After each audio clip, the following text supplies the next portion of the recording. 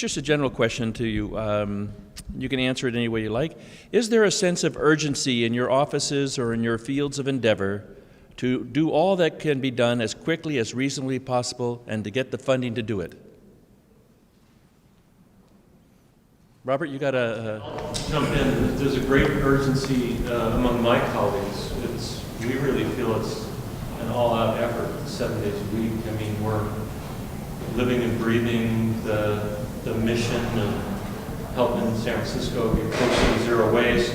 And I would say that one of the things that separates San Francisco from other cities is that we are, with the city, really putting the word out to reduce the amount of rubbish that we make, to get a campus carry bag, to get a metal water bottle, to get a travel mug for coffee, to go to the farmer's market and buy loose fruits and vegetables and refuse plastic. Is your microphone turned on? You got to hold the button down until it turns green? It is now. Okay, good. Anybody else want to respond to that? Well, yes, certainly. I mean, I think that every day we feel it's. I have two kids. I have a 21-year-old and a 25-year-old, right? And I think anyone with children, and probably anyone who is concerned at all, feels an ever greater sense of urgency because the statistics look worse and worse. But I always have to quote Paul Hawken, who talks about, if I just look at the data, I get very depressed, and a lot of us do. When I look at you and you and you and you, and I see all the things that are going on in you, I get very inspired. So yes, urgency coupled with this inspiration, because I meet people working on this every day.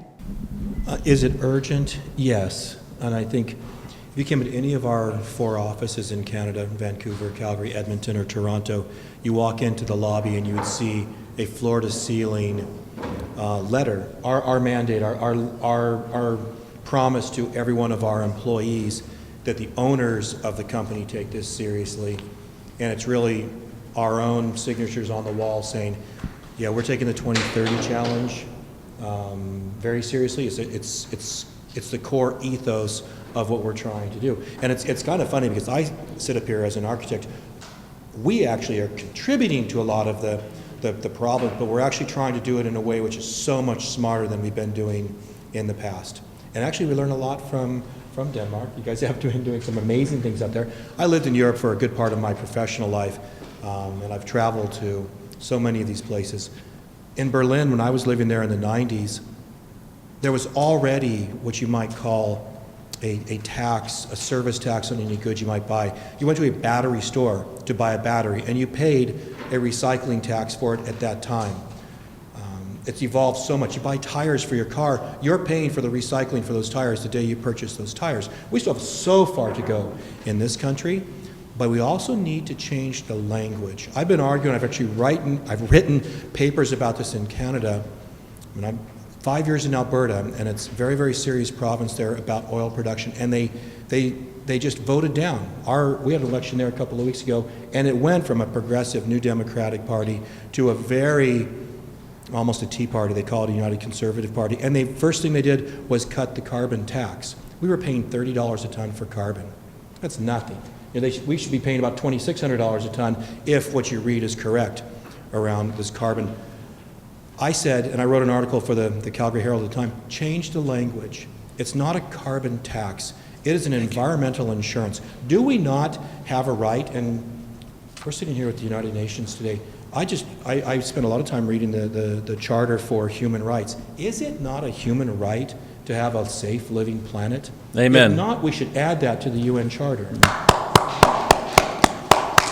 So I argue it's not a tax we're paying. We're paying for carbon insurance or environmental insurance. You don't drive your car without auto insurance. None of you walk around without health insurance. Why should we be getting up each day without environmental insurance? Okay, well, we got a few questions that have been submitted. So let's see. Looks like ecology is the most popular topic here. So Sean, how is the city going to make fuel switching happen in private houses? That is a huge challenge. We're going to try and make it way more attractive to get rid of your natural gas. I will just say we have one of our biggest challenges in San Francisco to get 100% renewable energy is getting off of natural gas.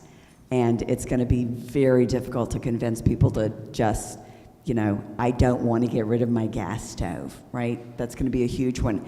So we're going to try and make it attractive. We're just starting to look at, okay, what kind of plan can we roll out to get off of natural gas. It's going to be much easier to do in new buildings and new construction, much more difficult to do in existing buildings.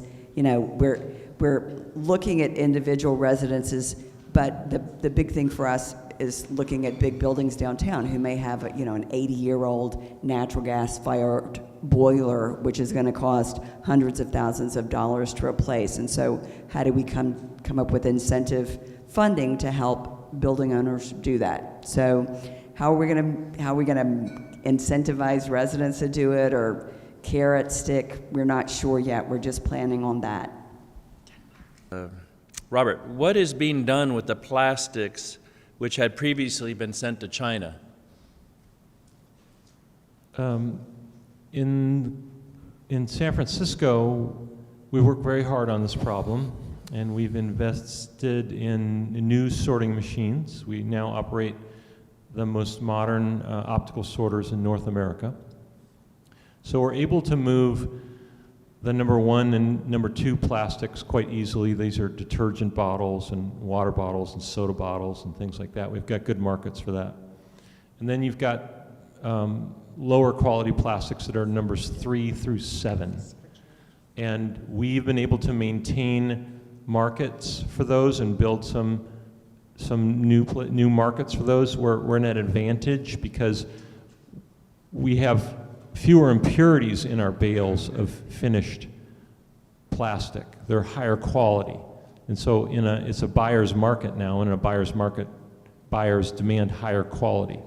So unlike others, we're able to continue to move our 3 through 7 plastics. The ones we cannot find a buyer for are plastic bags and other film or flimsy plastics. And plastic bags are, we all know that we're seeing articles every week about whales that are eating them and dying, and birds and sea turtles and all types of turtles. Turns out I learned that turtles' favorite food is jellyfish.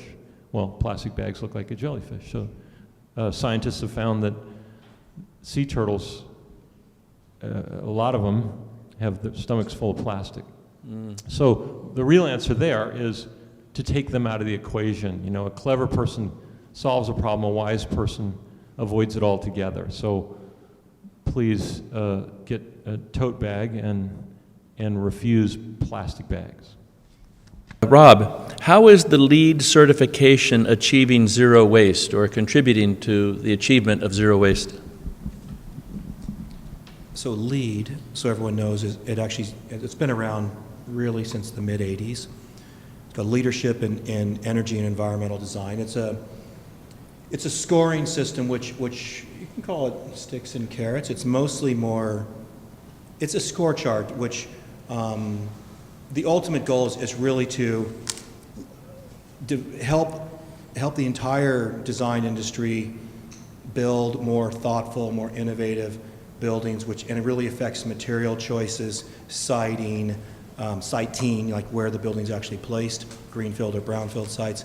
You develop a score chart about how the building's actually being developed, and then there's a whole range of different levels one can achieve. The baseline is 40 to 49 points, and that's just called, it's certified LEED, and then from 50 to 59 points, that's LEED Silver rating. From 60 to 79, a 20-point gap there is LEED Gold, and from 80 to 100 is LEED Platinum. So you get different types of levels, or different levels of certification based on the choices that are made throughout the process. Now, it's not difficult to design to that level.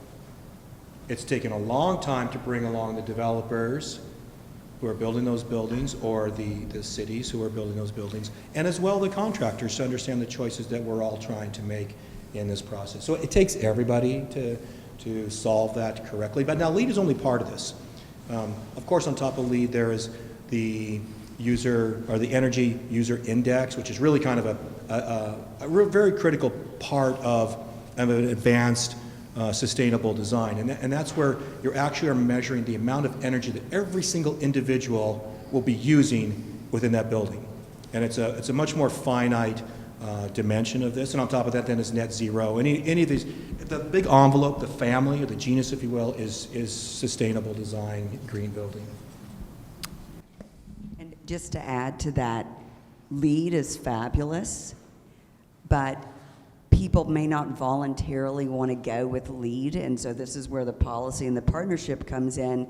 In the city of San Francisco, all municipal buildings have to be designed or renovated to a certain level of LEED. We started off with silver, now we're up to gold. We have many, many LEED Platinum buildings in the city, but these were policies that we passed. And then some of the other policy work is providing resources to train all of the city architects on LEED. And we've been doing this for the last 20 years in the city of San Francisco. My department actually kind of hosts the green building team for the city of San Francisco. So all of these things are great, but again, it very often takes this policy piece for businesses to understand this is what is expected of this and this is what we have to do. I'm going to add one more part to that, Sean, because again, I'm an architect, and it matters so much to me that the end result is still exceptional design. So I'll ask any one of you, you've probably been in a LEED Platinum building, you've probably been in a LEED Gold building or a LEED Silver building, but when the design of that building actually announces its sustainability to you, that's when you actually start to realize that it is participating in your life. So the building I showed today, we have 84 points right now. You don't get your final points until the building's occupied and it's all certified, but right now we're tracking for LEED Platinum. But I want you to understand that that building is actually actively involved in the process of being sustainable. It's not just something which satisfies a scorecard. So design is still incredibly imperative to me. So we're out of time, but I just wanted to share with the rest of the audience the kind of great questions that were popping up here, and invite you after we finish. As we mentioned earlier, the Canadian Consulate has generously provided us this nice buffet over here, so we're going to let you get to that, and feel free to come up and talk to the speakers. But here's some of the questions. Recology. Can Recology push the chemical companies to eliminate many of the most troublesome plastics from production forever? Your organization knows best what is the true cradle to cradle. Can Recology money change more for public use of the bad? It's impossible to recycle some plastics. Katrine, what was the catalyst that spurred environmental reform in Denmark? How can the best practices of the city of San Francisco be shared with other cities around the world, for example, Bogota, Colombia? Is there any way that the UN, the Paris Agreement, or any other mechanism on international law could overcome the state's sovereignty on environmental measures? Recology, how do you feel about the idea of, in Washington state, of composting human bodies? I heard about that. Are there online groups or forums where environmental groups can be connected? And what is the nuclear issue in the United States and Denmark? Gas stovetop should not be a priority. It is better than electric, but there's more to phase out on the nuclear power at the same rate as solar wind comes in. Is France doing that? Is France doing that? They have 70% nukes. Is China choosing nuke over solar wind with 28 new reactors, which is the fastest growing? So obviously, the conversation today provoked conversations on a number of different levels, and I welcome your thoughts and contributions.